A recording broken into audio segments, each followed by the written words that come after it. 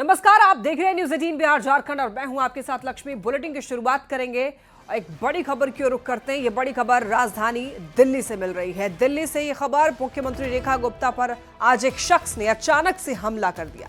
आपको बता दें, दरअसल रेखा गुप्ता आज अपने ऑफिस पर जन सुनवाई कर रही थी, तभी उन पर यह हमला हुआ और इसके बाद वहां पर अफरा तफरी मच गई। पुलिस ने हमलावर को हिरासत में ले लिया है और उससे पूछताछ की जा रही है। हालांकि अभी तक हमले की वजह साफ नहीं हो पाई है। हमलावर के पास से कोर्ट के कागजात मिले हैं। दिल्ली बीजेपी अध्यक्ष वीरेंद्र सचदेवा ने इस हमले की कड़ी निंदा की है। वीरेंद्र सचदेवा ने यह बताया कि यह बहुत दुर्भाग्यपूर्ण घटना है। मुख्यमंत्री की मेडिकल जांच के लिए डॉक्टर बुलाए गए हैं, जिसके बाद स्पष्ट हो पाएगा कि उन्हें कितनी चोटें आई हैं। सीएम रेखा गुप्ता के आवास के बाहर सुरक्षा बढ़ा दी गई है। दिल्ली पुलिस कमिश्नर और डीसीपी, स्पेशल सीपी और घटनास्थल पर पहुंचे हुए हैं। देखिए, आप और कांग्रेस ने भी सीएम रेखा पर हमले की निंदा की है। तो आपको बता दें, आरोपी से पूछताछ की जा रही है। फिलहाल इसके पीछे वजह क्या थी ये साफ नहीं हो पाया है, लेकिन हाँ, आरोपी से पूछताछ की जा रही है। आरोपी के पास से कोर्ट से जुड़े हुए कोई कागजात मिले हैं। सीएम आवास की इस दौरान सुरक्षा बढ़ा दी गई है। दिल्ली पुलिस कमिश्नर सीएम आवास पहुंचे हुए हैं और आपको बताते चले, इस मामले को लेकर पूछताछ हो रही है। हिरासत में लिए गए युवक से पुलिस ने हमलावर को हिरासत में ले लिया है। अचानक से जन सुनवाई के दौरान युवक ने दिल्ली के सीएम रेखा गुप्ता पर हमला कर दिया। इसके पीछे क्या वजह है ये साफ नहीं हो पाया है, लेकिन उसके पास से, व्यक्ति के पास से कुछ कागजात मिले हैं जो कि कोर्ट के हैं। जन सुनवाई के दौरान वहां पर वो शख्स पहुंचा हुआ था और अचानक से उसने सीएम पर हमला कर दिया। यहाँ गेट पर आए तो भगदड़ मच गया कि लेडीज मुख्यमंत्री जी के थप्पड़ मार दिए। ये तो गलत हुआ ना। हम लोग आए थे सीवर के सुनवाई करने के लिए। आपने क्या सुना, क्या लगा आपको, क्यों कैसा लगा? वो जनता दरबार में गई थी, जनता दरबार में सुनवाई के लिए गई थी अंदर, उसी में थप्पड़ मार दिया। कोई जनता दरबार में जाएगा उसको थप्पड़ मारना गलत चीज़ है ना मुख्यमंत्री को। ये बहुत गलत हुआ है। जनता सुनवाई पे सबका का हक है। इसमें कोई बहरूपिया अगर आज उनको थप्पड़ मार सकता है तो ये बहुत बड़ी बात है। नहीं, मैं बिल्कुल साथ में नहीं थी तो मेरे को सुनाई नहीं दिया, लेकिन हम वहीं थे। जो भी घटना हुई है ये सिर्फ मुख्यमंत्री पे हमला नहीं हुआ, ये दिल्ली के लोकतंत्र पे हमला है। बहुत गलत है, हम इसका विरोध करते हैं। लेकिन जिस तरह से ये घटना हुई है वो ये नहीं होनी चाहिए थी। बहुत ही निंदनीय घटना है, बहुत निंदनीय घटना है ये। हमारे सामने ये बात है, अंदर से उनको निकाल कर फिर थाने ले जाया गया। ये बहुत ही बेहद दुखदायी घटना है कि इतने प्रशासन होने के बावजूद वो आखिर अंदर कैसे गए। बताया जा रहा है कि ये तो उन्हें कागज डॉक्यूमेंट लेकर वो गए थे मुख्यमंत्री के पास। जन सुनवाई के दौरान जो हमला किया गया, मैं इसकी कड़े शब्दों में निंदा करता हूं। माननीय मुख्यमंत्री जी दिल्ली की राय दिन चिंता करती हैं और यही विरोधियों की साजिशें हैं। उनसे ये बर्दाश्त नहीं होता कि एक मुख्यमंत्री कितने घंटे पब्लिक के बीच में रहता है, जनता को आमतौर पर मिलते हैं, अपने निवास स्थान पर जिसका दिल करता हो आके मिल सकता है। यही कारण है कि इसके पीछे कोई राजनीतिक साजिश की बू आ रही है। मुख्यमंत्री जिस तरह से जनता के बीच में रह के लगातार बात करती हैं, वो बात कर रही थी। ऐसे में एक शख्स उनके पास आता है, कुछ कागज आगे रखता है और अचानक उनका हाथ पकड़कर उनको खींचने की कोशिश करता है। और उस दौरान थोड़ी सी धक्का मुक्की जो होती है तो कुछ सर उनका शायद हल्का सा लगा है किसी कोने पे, और उसके बाद तत्काल लोगों ने उसको पकड़ लिया। कौन है वो आदमी, क्या उसकी जानकारी है, पुलिस जांच पड़ताल कर रही है। और ज्यादा जानकारी के लिए न्यूज़ 18 संवाददाता अनूप गुप्ता हमारे साथ जुड़ रहे हैं। अनूप, दिल्ली के सीएम पर हमला हुआ और अभी तक इसके पीछे की वजह क्या साफ हो पाई है? देखिए, आपको बता दूं कि जब से रेखा गुप्ता दिल्ली के मुख्यमंत्री बनी है, तब से वो हर सप्ताह एक जन सुनवाई करती हैं अपना जो उनका आधिकारिक आवास है सिविल लाइन में। इसी क्रम में आज भी उनकी जन सुनवाई चल रही थी और उसी वक्त एक शख्स वहां पर आते हैं और कुछ फाइल और कागज उनके पास होता है और उसके बाद जो है वो फिजिकल असॉल्ट करते हैं। हालांकि आपको बता दूं कि क्या वजह है, किस वजह से उन्होंने हमला किया, ये बातें अभी पुलिस की तफ्तीश में सामने आएगी। हालांकि उस शख्स को पुलिस ने गिरफ्तार कर लिया है। सिविल लाइन थाना में वो अभी मौजूद है और जांच प्रक्रिया। लेकिन अनूप, आखिर वहां पे हुआ क्या था? ऐसी क्या बात हो गई कि उसने हमला कर दिया? देखिए, ये सारी बातें धीरे धीरे साफ होगी कि क्या वो शिकायत लेकर आए थे और क्या वो चाहते थे, ये सारी बातें सब इसमें सामने आएगी। लेकिन वो शख्स के पास एक कागज था और वो कागज लेकर मुख्यमंत्री के पास पहुंचा और उसके बाद वहां पर वो जोर जोर से चिल्लाने के बाद फिजिकल असॉल्ट करने की कोशिश उनके तरफ से की गई।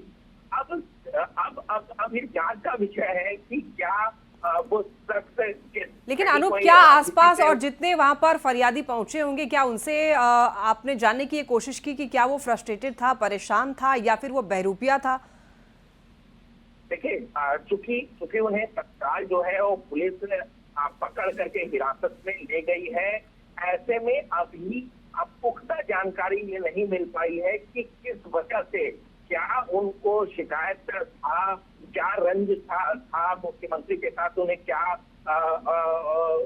वो किस तरह से हताश थे। ये तमाम चीजें जो है वो पुलिस की जांच प्रक्रिया है और जाहिर सी बात है इस बात का इंतजार रहेगा जब पुलिस जांच करेगी और उसके बाद जब पुलिस का वक्तव्य इस मामले पर सामने आएगा कि आखिर सदन के बाहर बढ़ा दी गई है। यहाँ पर रास्ते को क्लियर किया गया है क्योंकि तमाम कैबिनेट मंत्री, सांसद सब सीएम से मिलने के लिए यहाँ पहुंच रहे हैं। जो जानकारी वीरेंद्र सचदेवा की तरफ से, दिल्ली बीजेपी अध्यक्ष की तरफ से दी गई है, उसमें बताया गया है कि एक शख्स कागज पोथी के साथ यहाँ पर आया था। वो शख्स जैसे ही सीएम उनसे मिलने के लिए पहुंची, उस शख्स ने सीएम का हाथ खींचा और हाथ खींचने की कोशिश करी, जिसकी वजह से टेबल जैसा कोई चीज जो है वो सीएम को लगी है। बताया जा रहा है कि उनके सर पर हल्की चोट लगी है। हालांकि डॉक्टर्स उनको विजिट कर चुके हैं और डॉक्टर्स ने उनकी हालत को स्थिर बताया है। उनका कहना है कि अचानक से हुई इस घटना से सीएम को सदमा जरूर लगा है, लेकिन साफ संदेश जो है सीएम ने उनके माध्यम से पहुंचवाया है कि जनसेवन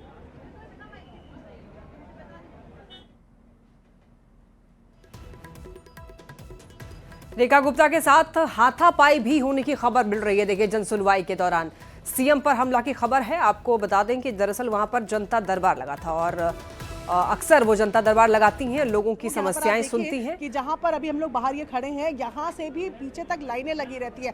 सैकड़ों हजारों की संख्या में लोग रोज यहां पर आते हैं क्योंकि यही एक मौका है जहां पर वो सीधे तौर पर सीएम से मिल सकते हैं। सीएम उनकी बातों को यहां पर सुनती है, वो अपने पेपर्स, कोर्ट पेपर, एसडीएम के पेपर, एप्लीकेशंस लेकर आते हैं, अपनी समस्या बताते हैं और सीधे तौर पर सीएम वहीं पर जो मौजूद अधिकारी होते हैं उन्हें मौके पर ही निर्देश देकर लोगों के काम करवाती हैं। अब ऐसे में जो लोग यहाँ पर थे उनके मन में भी यही डर था कि आज जो ये घटना हुई है, क्या इसके बाद सीएम मिलना बंद कर देंगी। जनसेवा का जो ये जनसुनवाई का जो एक पूरा पॉइंट यहाँ पर बना हुआ था, हर रोज तकरीबन 2 घंटे जो है वो लोगों से मिलती है। तो ये एक संदेश उन्होंने साफ पहुंचवाया है कि जनसुनवाई जो है वो बंद नहीं होगी और अगर किसी ने जानबूझ के इस घटना को इसलिए अंजाम दिलवाया है कि ये बंद हो, तो उनको ये कड़ा संदेश दिया गया है कि ये जनसुनवाई जारी रहेगी। तो देखिए, अब ये भी संदेश साफ तौर पर दे दिया गया है दिल्ली के सीएम की तरफ से कि जन सुनवाई जारी रहेगी और अगर किसी की ऐसी मंशा रही हो कि जन सुनवाई ऐसा करने से बंद हो जाएगी, तो ऐसा नहीं होने वाला है। लगातार समस्याओं को सीएम सुनेंगी।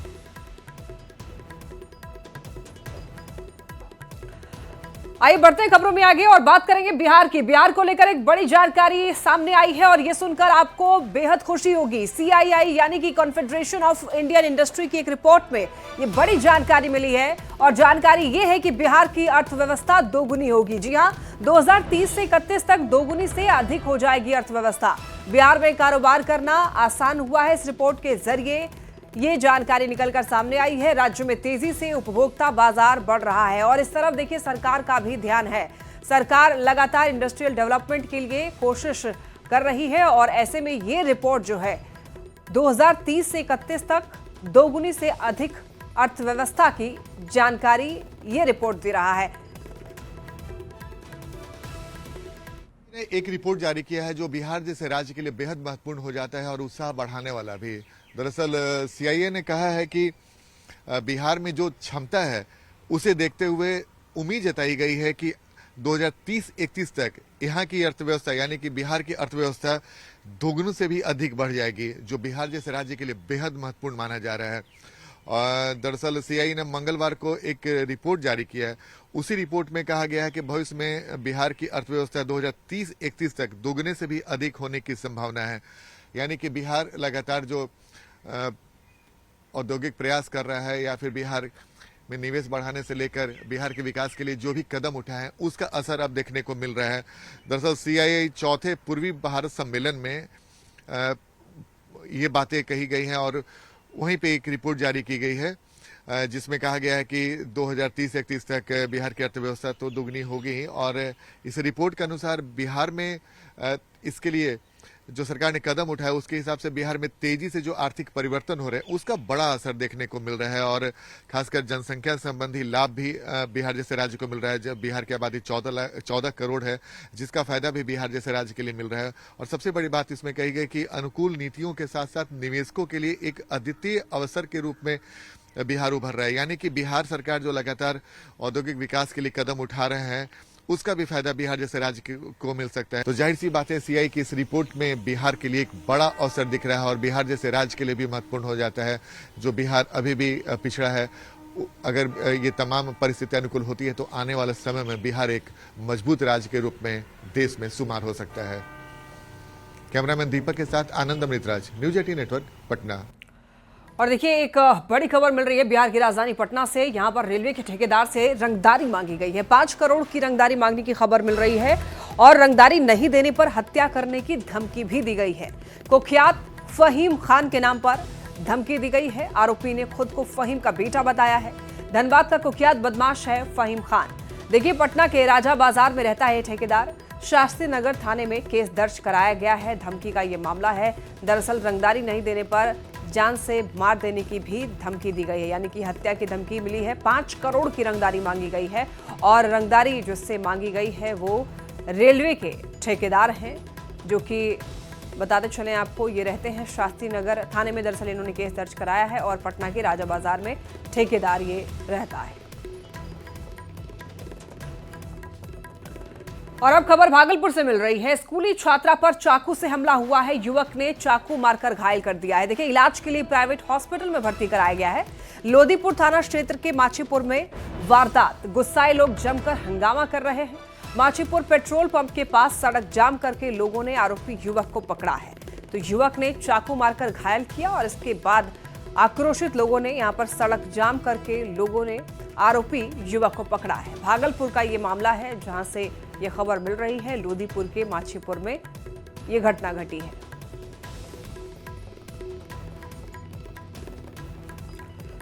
और देखिए दिल्ली सीएम रेखा गुप्ता पर हमले का ये मामला, इस मामले में एक अपडेट आया है। देखिए राजेश नाम के शख्स पर हमले का आरोप लग रहा है। गुजरात का रहने वाला है ये आरोपी राजेश, जिससे हाथापाई होने की खबर है।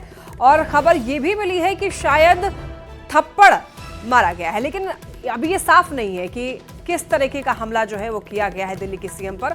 लेकिन जो युवक है उसका नाम राजेश बताया जा रहा है, जिसके पास से कोर्ट के कागजात भी मिले हैं और उससे फिलहाल पूछताछ की जा रही है। गुजरात का रहने वाला ये आरोपी राजेश बताया जा रहा है, जिसने जन सुनवाई के दौरान जनता दरबार के समय पर दिल्ली की सीएम रेखा गुप्ता पर हमला कर दिया है। हाथापाई की भी खबर मिल रही है।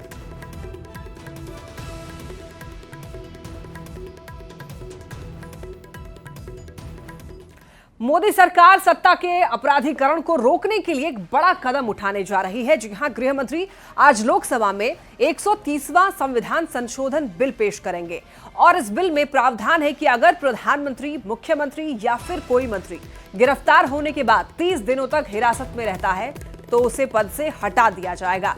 ये कानून केंद्र और राज्य दोनों के मंत्रियों पर लागू होगा और सिर्फ उन्हीं मामलों में प्रभावी होगा जिनमें अपराध की सजा 5 साल या फिर उससे ज्यादा है। देखिए कहा जा सकता है कि ये हिस्टोरिक फैसला होगा। अब जेल से सत्ता नहीं चल पाएगी, यानी कि अब सरकार काफी ज्यादा सख्त कदम उठाने जा रही है। अगर ये बिल कानून बन जाता है तो इसके बाद एक बहुत बड़ा बदलाव देखने को मिलेगा। जेल से अब सत्ता चला पाना मुश्किल होगा और ये कानून न केवल मंत्रियों पर बल्कि मुख्यमंत्री पर भी लागू होगा और साथ ही साथ प्रधानमंत्री पर भी लागू होगा, यानी कि कानून बराबर होगा। और इससे ये साफ संदेश है कि जो जनप्रतिनिधि हैं उन पर किसी भी तरीके का आपराधिक आरोप या फिर आपराधिक मामले जो हैं वो 5 साल तक के अगर वो चलते हैं, वो जेल में रहते हैं, 30 दिनों तक हिरासत में उनको लिया जाता है, तो फिर वो सत्ता नहीं चला पाएंगे। जैसा कि आपने देखा था केजरीवाल के केस में 6 महीने तक वो जेल में रहने के बावजूद उन्होंने इस्तीफा नहीं दिया था, जेल से ही सत्ता चला पा रहे थे। इसके अलावा आपने झारखंड का भी एक केस देखा था, हेमंत सोरेन कई दिनों तक जेल में रहे थे लेकिन इसके बावजूद उन्होंने इस्तीफा नहीं दिया था। तो ऐसे केसेस को दरअसल सुधारने के लिए ये बिल जो है वो लाया जा रहा है और इसके लिए गृह मंत्री अमित शाह ये बिल लाने वाले हैं। तो सत्ता में देखिए अपराधीकरण रोकने के लिए मोदी सरकार की बड़ी तैयारी है। गृह मंत्री अमित शाह आज लोकसभा में पेश करेंगे बिल, नए कानून के लिए 130वां संविधान संशोधन।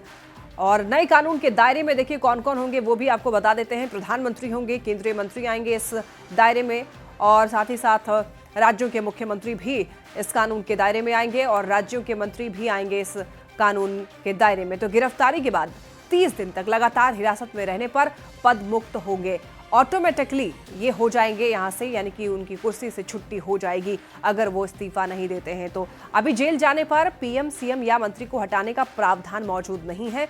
जनप्रतिनिधित्व कानून से अलग होगा नया कानून। केंद्र से लेकर राज्यों तक सत्ताधारी दलों पर इसका असर पड़ने वाला है। नए कानून से सदस्यता नहीं जाएगी, सिर्फ पद जाएगा।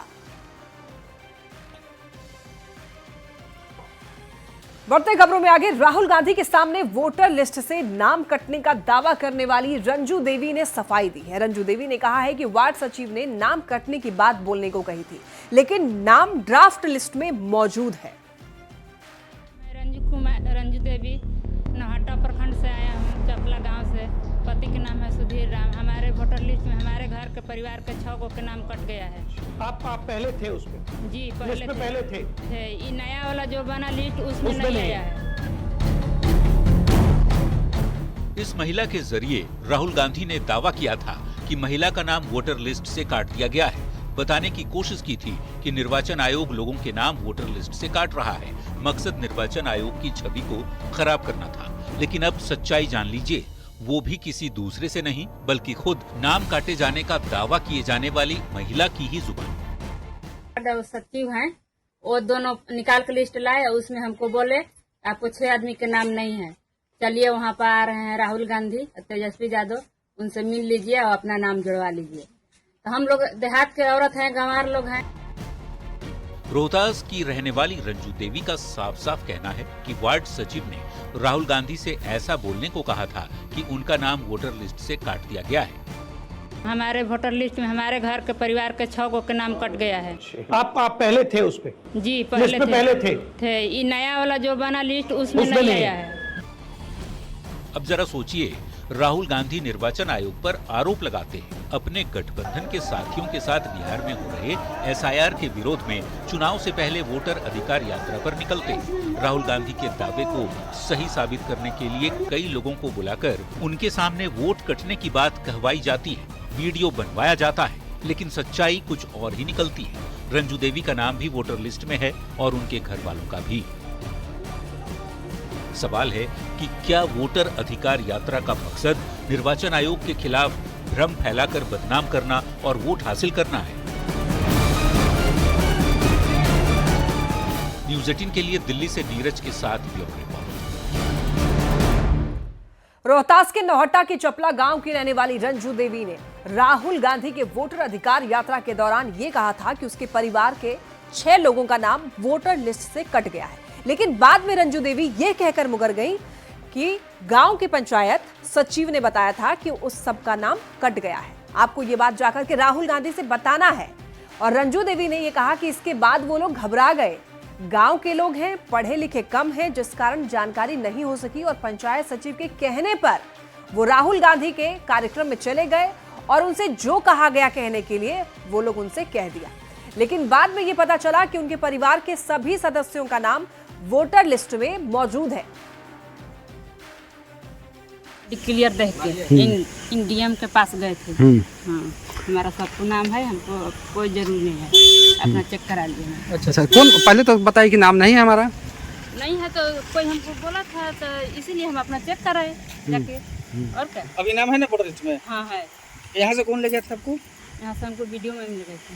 अच्छा, नहीं राहुल गांधी के पास? राहुल गांधी के पास तो गांव के जो वार्ड थे, सचिव थे वार्ड के, उन लोग लिया गया था। अच्छा, राहुल गांधी जी से आपकी क्या बात हुई थी उस दिन? उस दिन हमको लिस्ट में नाम नहीं था, यही बोले थे राहुल गांधी से। और क्या बोलेंगे? राहुल जी क्या बोले?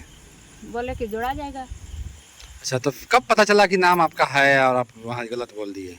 तो आज हमको पता चला कि है नाम, हम वहाँ गलत बोल दिए, तो हम जाके अपना नाम लिस्ट में ढूंढवा लिए। तो ये कौन आपको बताया कि नहीं है नाम आपका?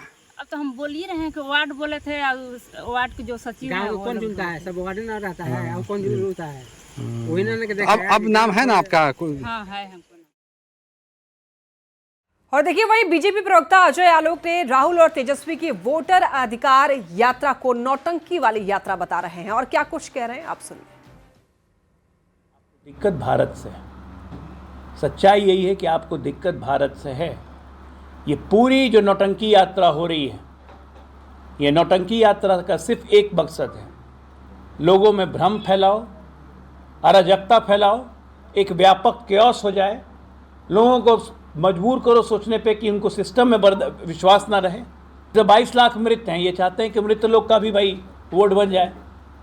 तो माननीय राहुल गांधी जी को कहिए, उधार के गांधी जी को, एक राष्ट्रीय मृत आयोग बना देते हैं और चेयरमैन बना देते हैं इनके परनाना को, जवाहरलाल नेहरू को। और इसी के साथ इस बुलेटिन में इतना ही। खबरें लगातार जारी है, आप देखते रहिए न्यूज़ 18 बिहार झारखंड।